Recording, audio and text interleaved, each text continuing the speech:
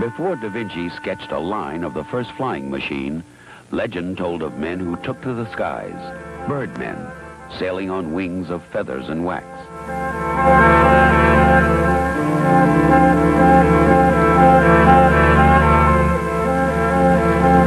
Few have ever really tried, but almost everyone has longed for the freedom of flight.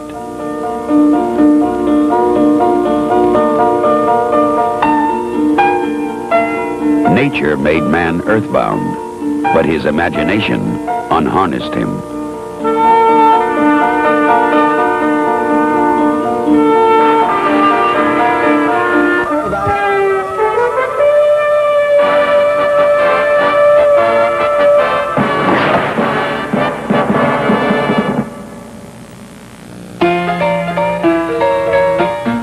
First attempts to ski jump were primitive.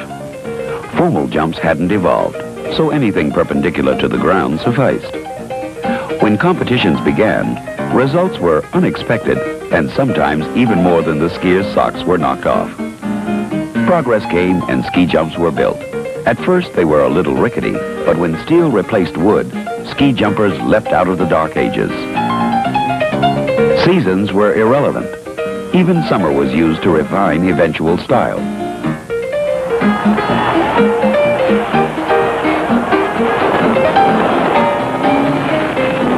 Of course, there were still a few details to work out, like landing, but no one seemed to mind.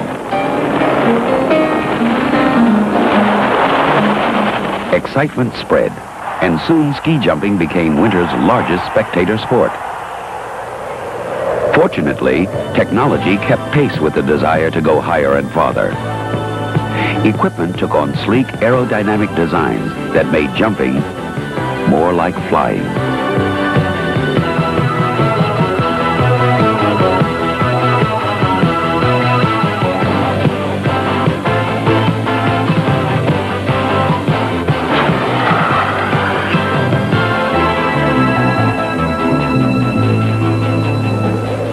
Over the plains of Michigan towers Copper Peak, a hill so tall with a profile so sloping, the term jumping no longer applies. The height of the hill makes the difference between jumping and flying. 90 meters is the cutoff. At 120 meters, or 395 feet, a launch from Copper Peak can hardly be called anything but ski flying. The desire to compete on Copper Peak, the only ski flying hill in the Northern Hemisphere, has attracted skiers from around the world. For American John Denny, the Light International World Cup is his initiation into ski flying. Ever since I started skiing, I had something in me that wanted to fly. And I suppose by the time I was 7 or 8 years old, when I watched ski flying events, there was something in me that said, someday you're going to go ski flying. This weekend was my first time, and it was something. Unlike Denny, Slavomir Kadis has been ski flying for 30 years. But his excitement is not so different from Denny's. I have most of the jumps in this hill. And I don't think so anybody else have more than I have here. And I almost love that hill, and I call that, I eat them just like a breakfast. I'd say the whole couple days before my anticipation was, pretty great, and I was a little nervous and, thinking about what it would be like. So I got up that morning, and with a few more butterflies than I do, for any 90-meter hill I'd ski, just because I really didn't know what to expect. It's very hard to describe the feelings, but you're looking for a longest jump. If you have the longest jump, you have the greatest feeling. If I could describe very closely, probably, it's just like somebody tickle your tummy, and when you're young, when father left yourself on the pants, and then throw you to the water or something, it's just different feeling entirely than a human walking in the street. Like the birds they emulate, these flyers also return to Earth. But often, it is only to prepare for flights to come. We left for the hill, and driving down the road, all these trees, and all of a sudden, come around the last corner, and there it is, standing there looking at you. the biggest hill in America.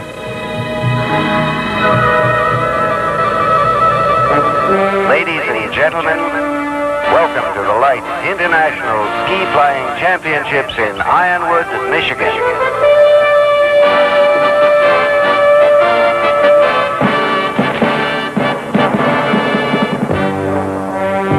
When the Wright brothers talked about the possibilities of flight, neither they nor anyone else imagined the kind of flying that would be done off hills like Copper Peak.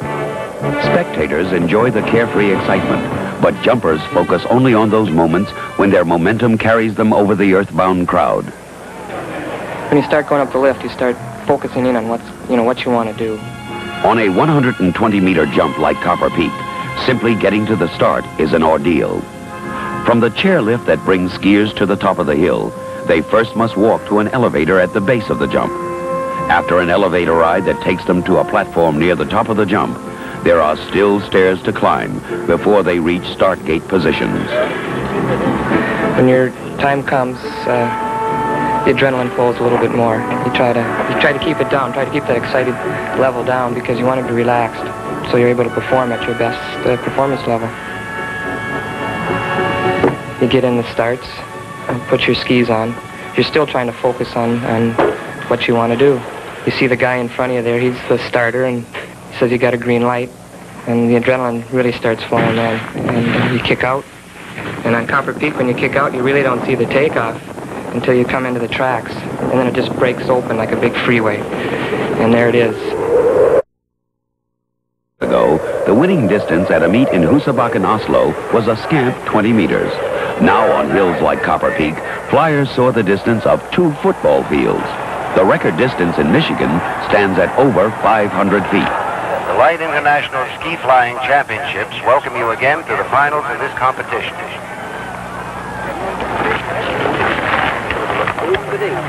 Jumpers are getting ready in the start. Wind direction and velocity will be a large factor in the skiers' performance today.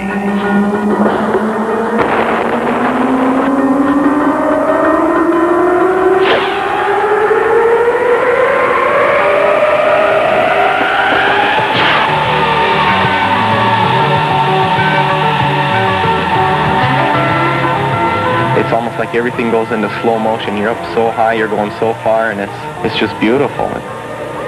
What's so unique about ski flying is that you can fly the air and you can manipulate the air and you can feel things happening that you can't feel in ski jumping.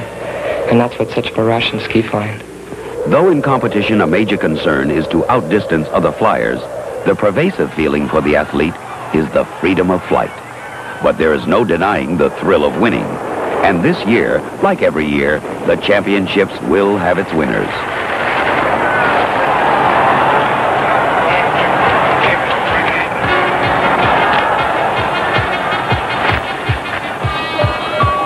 Today, the third-place winner in the Light International Ski Flying Championships is John Broman of the USA, with total finish points of 511.5. Overall finisher in second place is Andreas Felder of Austria, ending the Light Championship event with a point total of 554.0.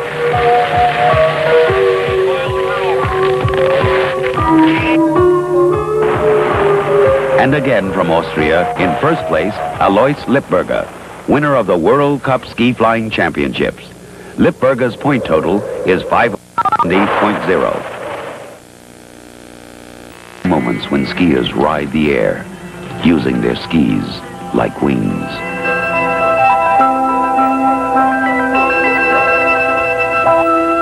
You just feel like a bird.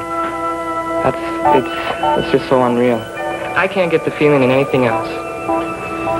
There's just no way. You know, I've done alpine skiing, I've done cross-country skiing, but I can't get that same feeling that I can out of ski flying.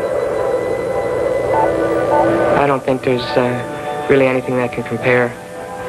It's, like I said, there's just no other feeling like it. It brings a smile to your face, even in the air. You know, I think if a guy had a big scope and he was watching a guy when he has a long one, you'd see a big grin on his face. Airborne at last, the ground hangs below like a dream. Now, time stands still. The flight is the reality. the skiers enter a world to which most people are denied, and when they return, everything is somehow transformed.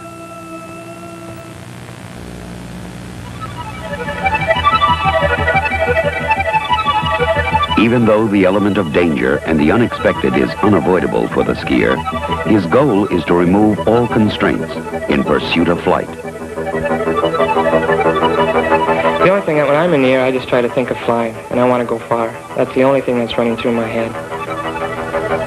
You know, when you do it right, you get that feeling of your stomach going right up into your mouth. I think anybody that flies has little anxiety, these negative things that go through your mind, you know. There has to be a little bit of fear involved. You have to realize that there is that chance. It can happen.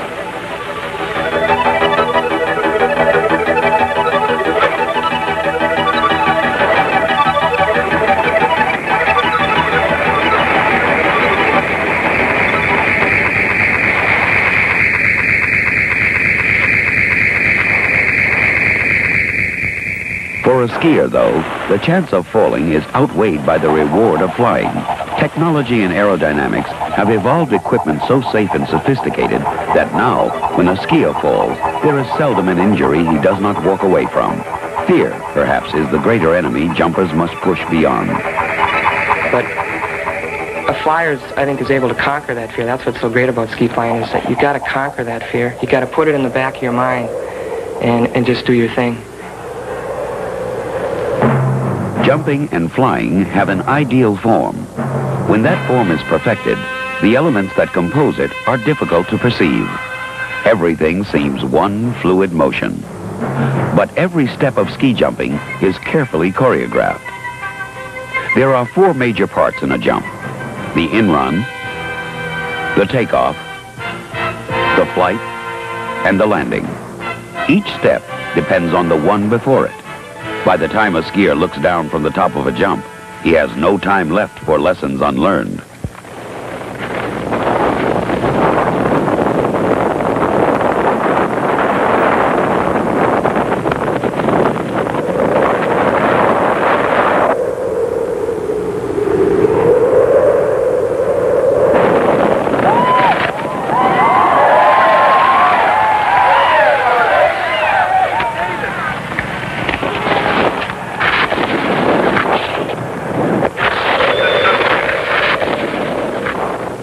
There are so many subtleties that go into ski flying, from the most advanced laws governing aerodynamics to the nuances of equipment, the design of the jump, the texture of the snow, and the temperature of the air.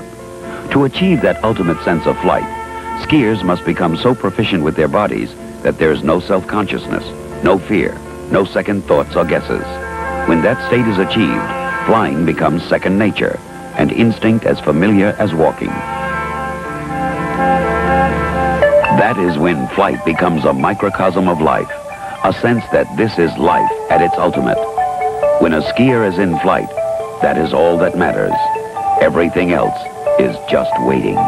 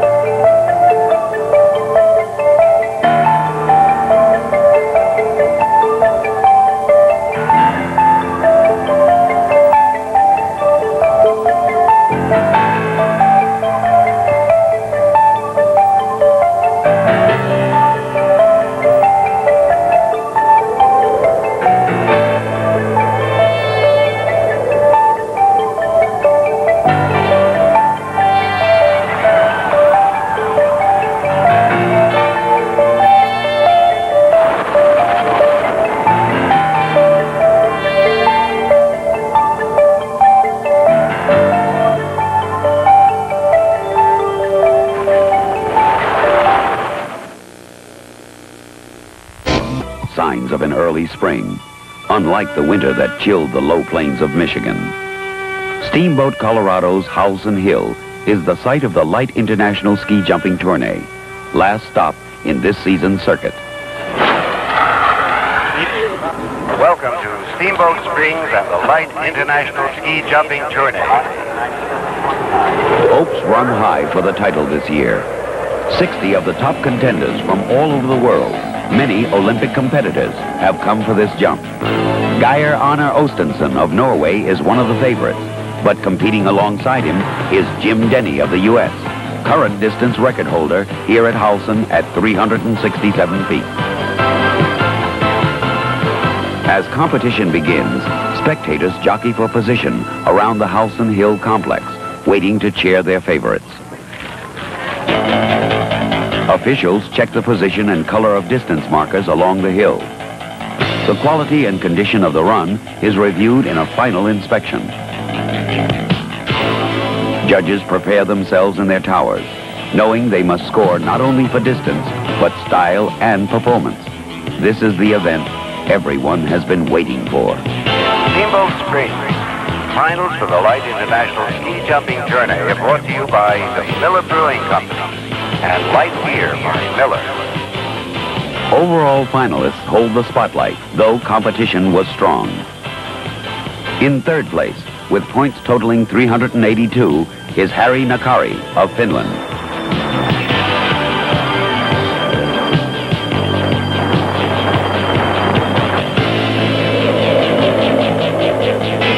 In second place, from the USA, is Jeff Hastings with overall points of 400.8.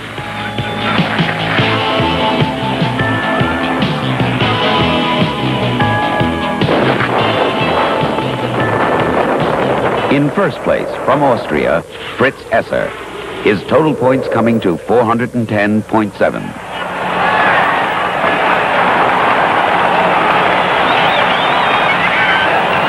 While birds prepare for migration north to begin a new season, skiers are setting aside their wings, confined to the earth by nature's scheme. The season is ended. Training, competition, winning, losing become half memory, half dream, until the next time they put on skis and take to the sky.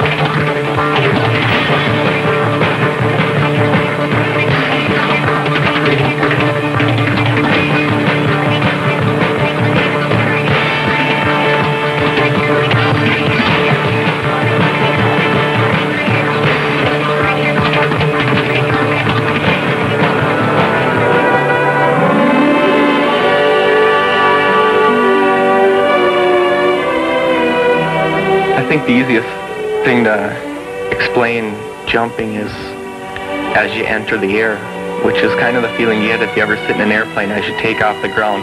Front end of the plane lifts up and it picks up air and it gradually takes off, and it's the same feeling except you're the airplane, and all the wind currents, affect you. Nature did not fashion man for flight, but man's imagination is limitless. And so now, miraculously, we fly. Perhaps not as effortlessly as the birds, but every year with more grace, spurred by the freedom that is the promise of flight. Even when man is earthbound, his imagination soars, anticipating the moment when he will ride the wind.